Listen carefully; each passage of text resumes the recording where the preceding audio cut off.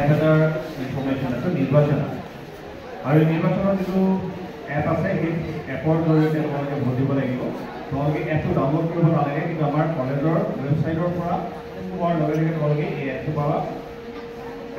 ইয়াতে যদি আমি ক্লিক কৰোঁ, ক্লিক কৰাৰ লগে লগে প্ৰচেছটো দেখাব, তোমালোকে নিজেও মোবাইলত চাব পাৰিব। Step 1. Open any browser. Chrome is recommended for the best experience. Step 2. Type in DHSK College and press enter. Click on the Nirvachana button on the home page.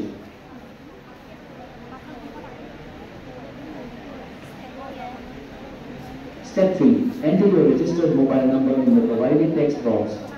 Step 4. Once you enter your number, you will receive an OTP on your registered mobile number and email. Step 5. Type the OTP in the OTP text box and click on the Verify OTP button. Step 6. Now you will see the President portfolio. Select your candidate by clicking on their name and then click on the Vote button. Step 7. You will be taken to the next portfolio for Vice President. Follow the same steps. Step 8. Continue voting for the following positions: General Secretary,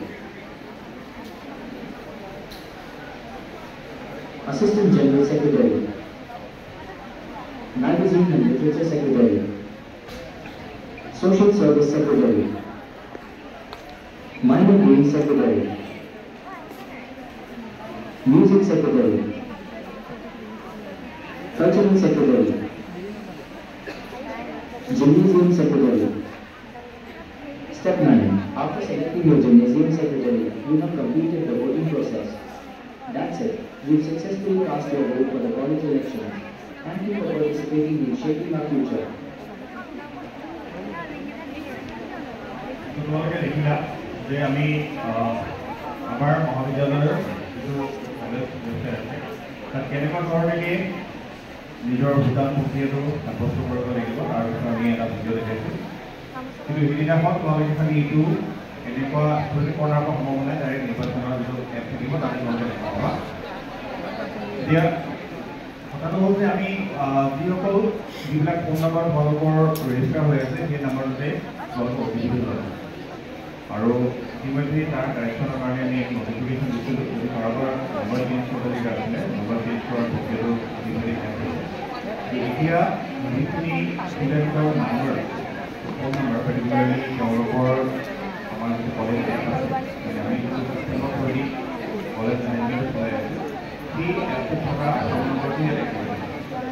সেইকাৰণে ইয়াত আমাৰ সৰু ল'ৰা ছোৱালীয়ে ইয়াত আহি থাকিব নালাগে, বৰঞ্চ তেওঁলোকে ঘৰত থাকি তেওঁলোকে নিৰ্বাচন প্ৰক্ৰিয়াটো অংশগ্ৰহণ কৰিব পাৰিব। ইয়াত খালি আমি এই নিৰ্বাচনৰ যিটো আমি এপ দেখাইছোঁ এই প্ৰক্ৰিয়াটোত সিদিনাখন অৰ্থাৎ 7 তাৰিখে এই এপটোৱে সঠিক ধৰণে কাম কৰিছে বা নাই কৰা তাৰ বিষয়ে ভুলটো এটা দেখাবৰ কাৰণে যাতে যিসকল কণ্টেষ্টিং কেণ্ডিডেট আছে তেওঁলোকে যাতে সহমত হয় যে আমি যিটো প্ৰক্ৰিয়াৰ জৰিয়তে ভোট দিব লাগিব প্ৰক্ৰিয়াটো শুদ্ধ আছে, সেই প্ৰক্ৰিয়াটো শুদ্ধ বুলি প্ৰমাণিত কৰিবৰ কাৰণে আমি 7 অক্টোবৰ তাৰিখে ৰাতিপুৱা 8:30 বজাত আমি এটা মক পোল কৰাৰ ব্যৱস্থা কৰিছোঁ। এই মক পোল কৰিবৰ কাৰণে কেণ্ডিডেট নিজেই অথবা তেওঁৰ কোনোবা এজন ইলেকশ্যন এজেণ্ট তেওঁ এপইণ্ট কৰি দিব।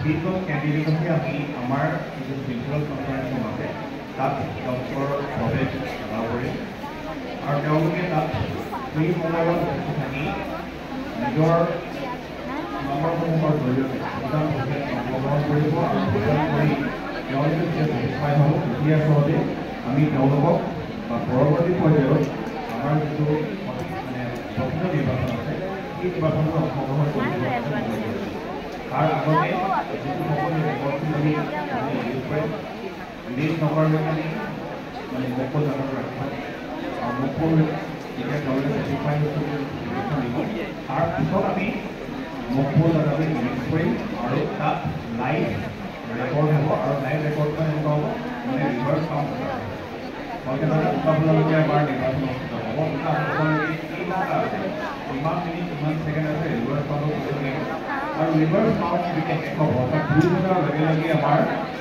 সেই পাৰ্টিকুলাৰ ভোটিংটো বন্ধ হ'ব আৰু ভোটিংটো বন্ধ হোৱাৰ লগে লগে আমি ইমিডিয়েটলি কাউণ্টিং কৰিব পাৰিম। তথাপিতো আমি সেই সময়লৈকে যিসকল কেণ্ডিডেট সমূহৰ তেওঁলোকৰ যিটো লাইচেঞ্চ থাকিব তেওঁলোকে যথেষ্ট তথ্য পাবই পাৰে যাতে তেওঁলোকে সেই প্ৰক্ৰিয়াটো নিজৰ চকুৰে চাই আৰু সফল হ'ব পাৰে ৰিজাল্টটো ধৰণে আমাৰ ৰিজাল্ট দিবৰ কাৰণে বৰ বেছি সময় নাথাকে হয়তো ইমানখিনি সময়ৰ ভিতৰত ৰিজাল্ট দিব পাৰি যিহেতু কম্পিউটাৰে ইয়াক চবি কৰিছে সেইকাৰণে আমাৰ সময় বেছি নালাগে স্ক্ৰীণখন আমাৰ লেপটপটো আমাৰ প্ৰজেক্টৰ কানেক্ট হৈ থাকিব একেবাৰে ডিছপ্লে কৰিব আৰু যিটো ডিছপ্লে কৰিবলৈ আমি এতিয়া যেনেকৈ আমি ওপৰৰ পৰা কাউণ্টিংটো আৰম্ভ কৰিছোঁ আমি উল্টা ভাৱে কৰিব পাৰোঁ যিটো একৰ্ডিং আপোনাক ডিচাইড কৰে সেই অনুসৰি কৰা তাৰ উপৰিও আৰু এটা কথা ইয়াত মনত ৰাখিব লাগিব যে যিসকল ইলেকশ্যন কেণ্ডিডেট থাকিব সেইদিনাখন খালি কেণ্ডিডেট থাকিব তেওঁলোকে অফিচৰ লগত সোমোৱাৰ লগে লগে মোবাইলসমূহ ব্যৱহাৰ কৰিব কোনো কাৰণত যাতে কোনো ষ্টুডেণ্ট বা কেণ্ডিডেটৰ মানে এজেণ্টৰ হাতত যাতে মোবাইল ফোন নাথাকে মোবাইল ফোন থাকিব পাৰে প্ৰিন্সিপাল ছাৰৰ থাকিব বা প্ৰিন্সিপাল হাতত থাকিব প্ৰিজাইডিং অফিচাৰ বা যিজন অফিচাৰ মোবাইল ফোনটো এলাও হ'ব বাকীবিলাকৰ হাতত মোবাইল ফোনটো এলাও হ'ব আৰু আমি পৰামৰ্শ দিব বিচাৰোঁ যাতে নানা মহাবিদ্যালয়ৰ যিটো নিৰ্বাচন আছে সেই নিৰ্বাচনটো খুব শান্তিপূৰ্ণভাৱে অনুষ্ঠিত হওক তাৰ বাবে মই সকলোকে সহযোগিতা কৰিছোঁ আৰু ইয়াৰ পিছত আমি একচুৱেল যিটো কেম্পেইনিং হ'ব সেই কেম্পেইনিঙৰ যোৱাৰ আগতে মই মহাবিদ্যালয়ৰ প্ৰিয়দৰ্শন বিচাৰোঁ যিসকল নিৰ্বাচনত প্ৰতিযোগিতা বিচৰা প্ৰাৰ্থীসকলক ৰেজিষ্টাৰ জ্ঞাপন কৰিবৰ বাবে মই জনাইছোঁ আৰু যিসকল পজিটিভ কেণ্ডিডেট আছে তেওঁলোকক এই ফাৰ্ষ্ট ৰোডত তেওঁলোকক আসন গ্ৰহণ কৰিবলৈ অনুৰোধ যিবিলাক পদক্ষেপে নিৰ্বাচনত অংশগ্ৰহণ কৰিছে তেওঁলোকে প্ৰথম ৰোডত যাতে তেওঁলোকে বহি থাকে আৰু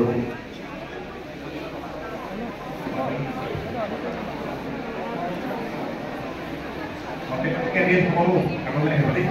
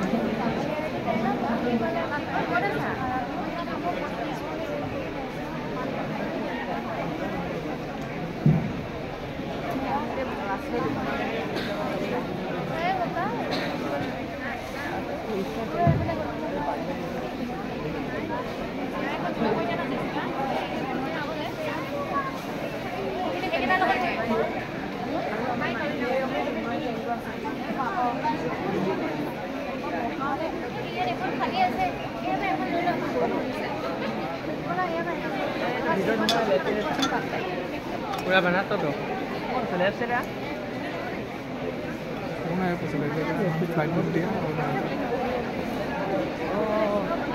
Esta calle de